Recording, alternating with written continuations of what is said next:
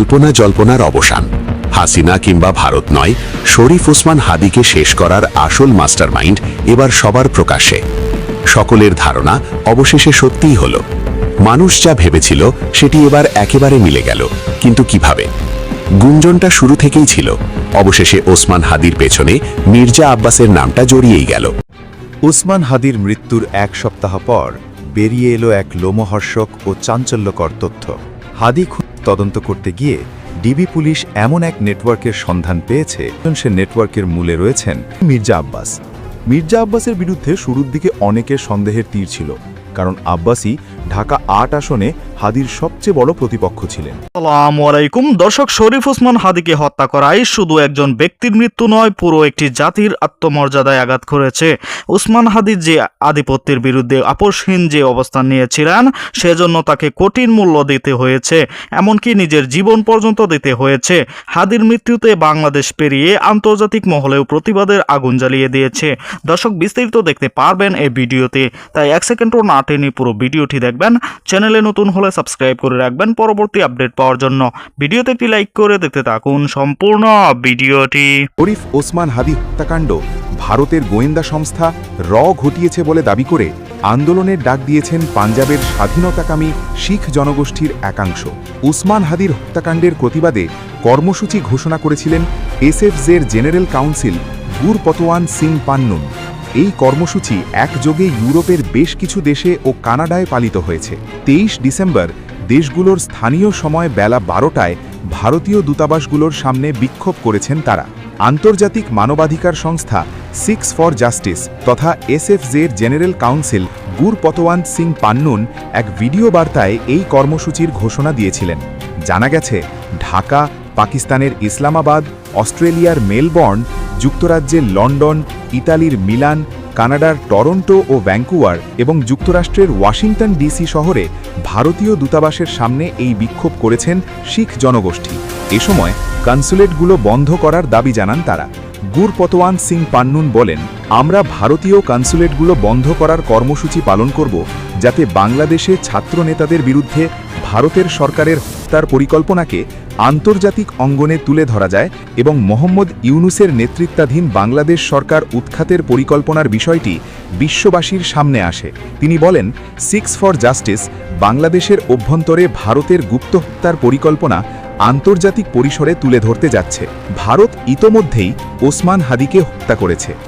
আমরা কর্মসূচি হিসেবে ভারতীয় দূতাবাসগুলো বন্ধ করে দেওয়ার ডাক দিয়েছি, কারণ এগুলোকে আমরা ভারতের গোয়েন্দা সংস্থা এর কেন্দ্র বলে মনে করি। এখান থেকেই হত্যাকাণ্ডের পরিকল্পনা এবং বাস্তবায়ন করা হয়।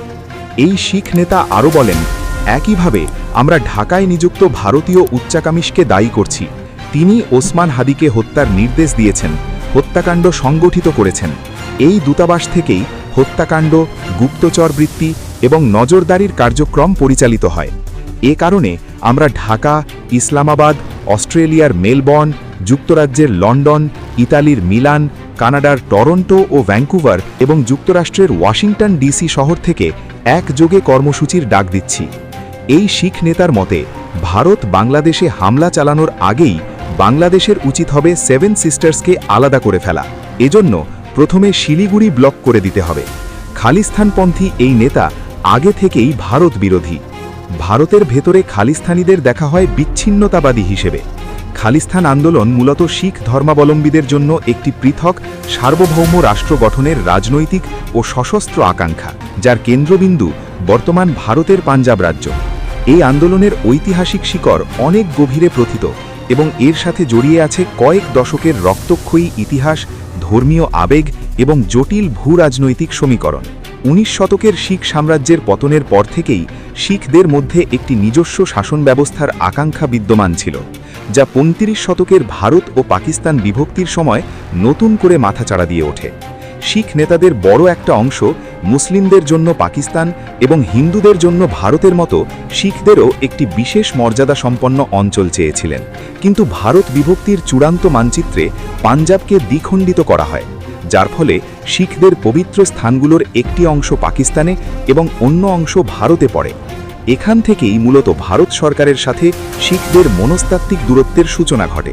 ভারত সরকারের সাথে বিরোধের প্রধান কারণ হল দিল্লির কেন্দ্রীয় শাসন বনাম পাঞ্জাবের স্বায়ত্ত শাসনের দাবি। শিখদের অভিযোগ, ভারতীয় সংবিধানে তাদের পৃথক ধর্মীয় সত্তাকে যথাযথ স্বীকৃতি দেওয়া হয়নি এবং কেন্দ্রীয় সরকার পাঞ্জাবের প্রাকৃতিক সম্পদ, বিশেষ করে নদীর পানি ব্যবহারের ক্ষেত্রে বিমাতা সুলভ আচরণ করে আসছে। এই বিরোধ চরমে পৌঁছায় ৮০-র দশকে, যখন আনন্দপুর সাহেব প্রস্তাবের মাধ্যমে শিখরা পূর্ণ স্বায়ত্ত শাসনের দাবি জানায়, যা তৎকালীন ইন্দিরা গান্ধী সরকার ভারতের অখণ্ডতার জন্য হুমকি হিসেবে বিবেচনা করে। শিখরা কেন স্বাধীন হতে চায়, এই প্রশ্নের উত্তরে ধর্মীয় ও সাংস্কৃতিক স্বাতন্ত্র্যের বিষয়টি সবার আগে আসে।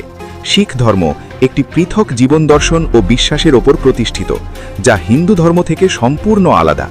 কিন্তু ভারতীয় সংবিধানের ২৫ নম্বর অনুচ্ছেদে শিখ ধর্মকে হিন্দু ধর্মের একটি অংশ হিসেবে সংজ্ঞায়িত করায় শিখদের মধ্যে এক ধরনের পরিচিতি সংকট তৈরি হয়। তারা মনে করে একটি স্বাধীন রাষ্ট্র ছাড়া তাদের ধর্মীয় ঐতিহ্য, ভাষা, গুরুমুখী এবং সংস্কৃতি রক্ষা করা সম্ভব নয়। এছাড়া অর্থনৈতিক বঞ্চনার ইতিহাসও এখানে সমান গুরুত্বপূর্ণ। একসময় পাঞ্জাব ছিল ভারতের শস্য ভাণ্ডার, কিন্তু সবুজ বিপ্লবের সুফল কমতে শুরু করলে এবং কৃষিতে মন্দা দেখা দিলে শিক্ষিত শিখ যুবকদের মধ্যে বেকারত্ব বেড়ে যায়। এই হতাশাকে পুঁজি করে বিচ্ছিন্নতাবাদী নেতারা তাদের বোঝাতে সক্ষম হন যে ভারত থেকে আলাদা হতে পারলেই পাঞ্জাব আবার তার হারানো গৌরব ফিরে পাবে। এই স্বাধীন রাষ্ট্র গঠনের স্বপ্ন ১৯৮০-র দশকে উগ্রতায় রূপ নেয়, যার নেতৃত্ব ছিলেন সন্ত জারনায়েল সিং ভিন্দ্রানওয়ালা। তিনি স্বর্ণ মন্দিরকে নিজের দুর্গে পরিণত করেন, যা উচ্ছেদ করতে ভারতীয় সেনাবাহিনী অপারেশন ব্লু স্টার পরিচালনা করে। এই মাসলিক অভিযান স্বর্ণ মন্দিরের পবিত্রতা নষ্ট করেছে বলে শিখদের মনে চিরস্থায়ী ক্ষোভের জন্ম দেয়, যার প্রতিশোধ নিতে পরবর্তীতে শিখ দেহরক্ষীদের হাতে ইন্দিরা গান্ধী নিহত হন। এই ঘটনা প্রবাহ শিখদের স্বাধীন হওয়ার আকাঙ্ক্ষাকে আরও একগুঁয়ে করে তোলে।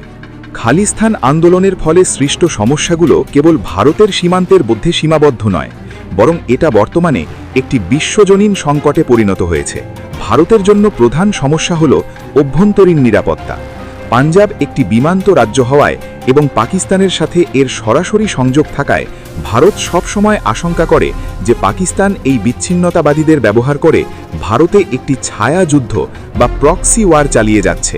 গত কয়েক দশকে অস্ত্র ও মাদকের চোরাকাচালো পাঞ্জাবের যুব সমাজকে ধ্বংসের মুখে ঠেলে দিয়েছে, যা পরোক্ষভাবে খালিস্তানি নেটওয়ার্কের সাথে যুক্ত বলে অভিযোগ রয়েছে। এছাড়া রাজনৈতিক অস্থিরতার কারণে পাঞ্জাবে বিদেশি বিনিয়োগ ব্যাহত হয়েছে এবং শিল্পায়ন থমকে গেছে। সামাজিক দিক থেকে দেখলে খালিস্তান আন্দোলনের উত্তাল দিনগুলোতে হিন্দু ও শিখদের মধ্যে যে সাম্প্রদায়িক সম্প্রীতি ছিল তাতে বড় ধরনের ফাটল ধরেছে। বিশেষ করে ১৯৮৪ সালের শিখ বিরোধী দাঙ্গায় হাজার হাজার শিখ প্রাণ হারানোর ঘটনাটি ভারতের বিচার ব্যবস্থা এবং ধর্মনিরপেক্ষতার ওপর একটি বড় কলঙ্ক হয়ে আছে। এই অমীমাংসিত ক্ষতগুলো বারবার নতুন করে উস্কানি দেওয়ার সুযোগ করে দিচ্ছে বিচ্ছিন্নতাবাদীদের। প্রিয় দর্শক, সম্পূর্ণ ভিডিওটি দেখলেন, অবশ্যই বুঝতে পেরেছেন ভিডিওটি গুরুত্বপূর্ণ ছিল। দর্শক, শরীফ ওসমান হাদি সবসময় বাংলাদেশের মানুষের অধিকারের পক্ষে কথা বলেছেন। তিনি অন্যায়ের বিরুদ্ধে প্রতিবাদ করেছেন। ভারতীয় আধিপত্যবাদের সাথে তিনি কখনোই আপোষ করেনি। তিনি সর্বদাই দেশের পক্ষে রয়েছেন, সত্যের পথে রয়েছেন। দর্শক, এই ভিডিওতে যে তথ্যগুলো আপনারা পেয়েছেন, এ বিষয়ে আপনাদের কি মতামত তা অবশ্যই কমেন্ট করে জানাবেন এবং পরবর্তী আপডেট ভিডিওগুলো সবার আগে পেতে চ্যানেলটিকে এখনই সাবস্ক্রাইব করে রাখুন। এই মুহূর্তে বিদায় নিচ্ছি, দেখা হবে পরবর্তী নতুন কোনো ভিডিওতে। সে পর্যন্ত ভালো থাকুন, সুস্থ থাকুন। আসসালামু আলাইকুম।